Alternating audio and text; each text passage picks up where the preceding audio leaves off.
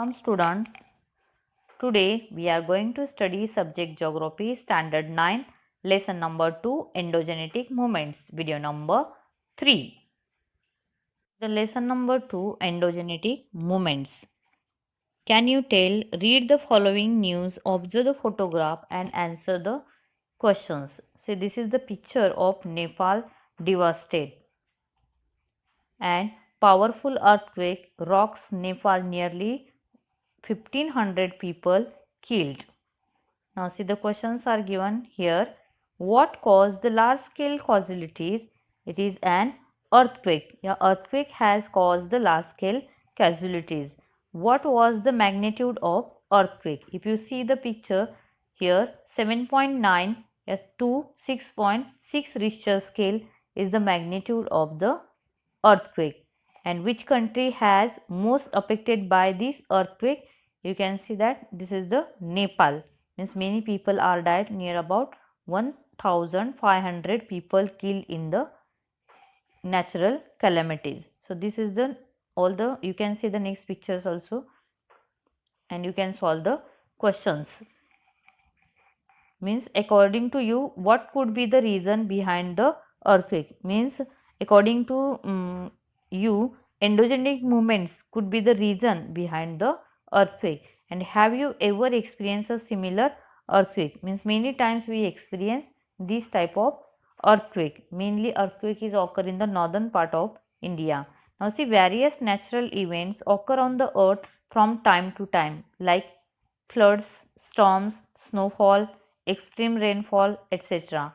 Similarly, because of the movements below the earth's surface, natural events like earthquake and volcanic eruptions occur. Means see, on the surface of the earth, floods, storms, snowfall, rainfall. But below the surface of the earth, some movements are take place, and due to these movements, natural events like earthquake and volcanic eruptions occur.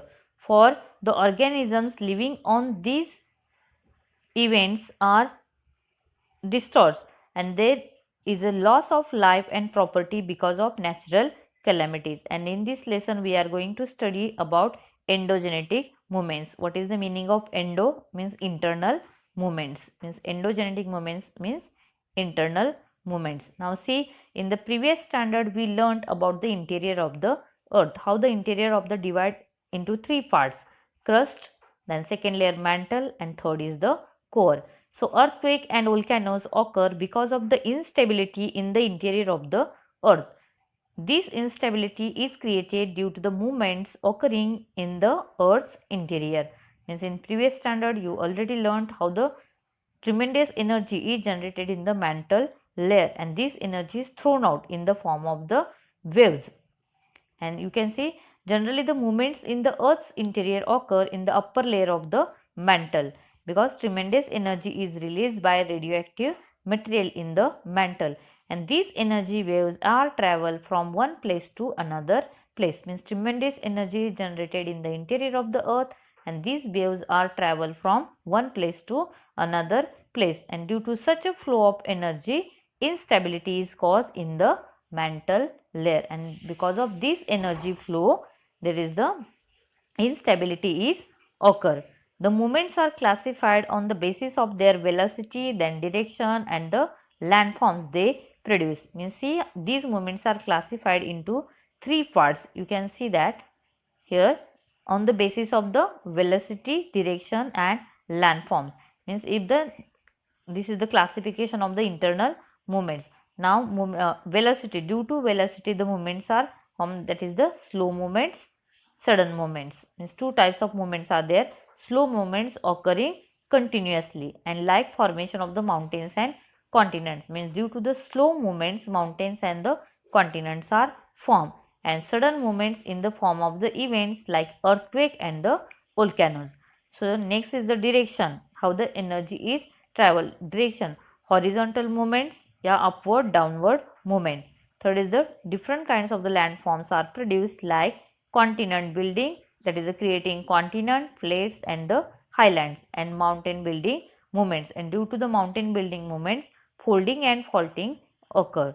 So first we will study about what is slow movements. See what are the slow movements are there.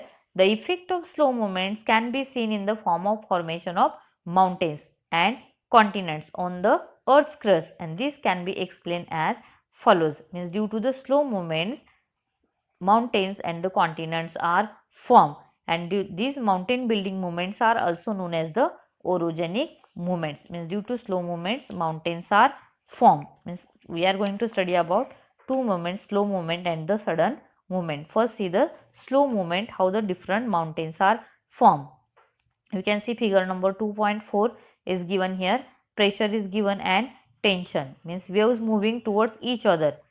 There is the pressure is there from the both side, and if the waves are moving away from each other, yeah, in the opposite direction, it creates the tension in the rock mass, and that's why effect on hard rock is given fault, and the how the rocks are fracture. Fault means rocks are fracture here, and effects on the soft rocks, these soft rocks are fold. Yeah, fault planes are occur. Now see, first is the how the fold mountains are formed on the surface of the earth.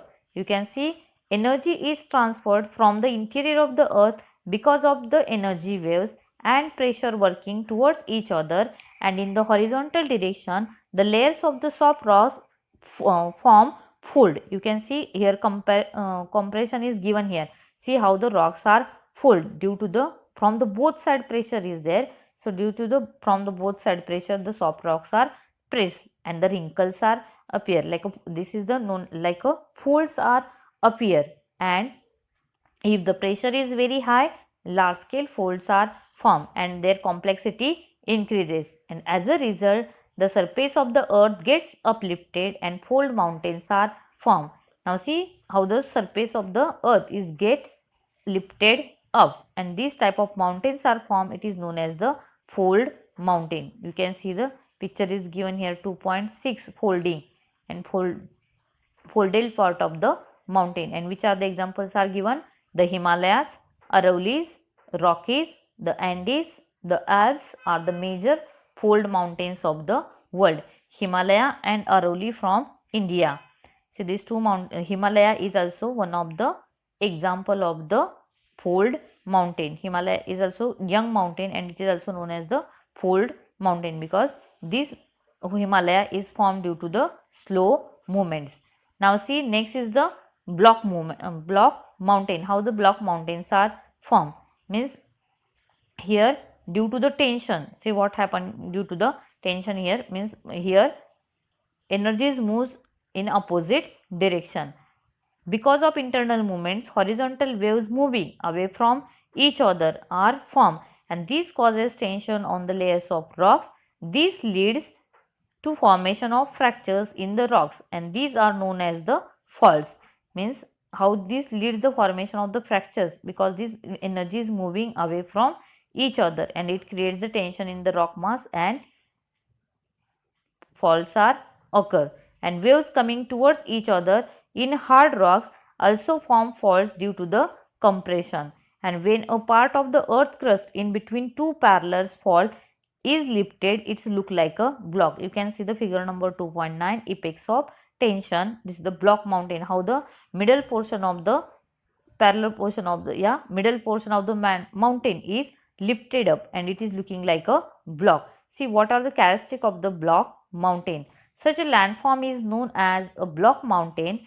The hilltops of block mountains are flat. If you see the picture, you will see that the flat portion is there, means these mountains do not have peaks.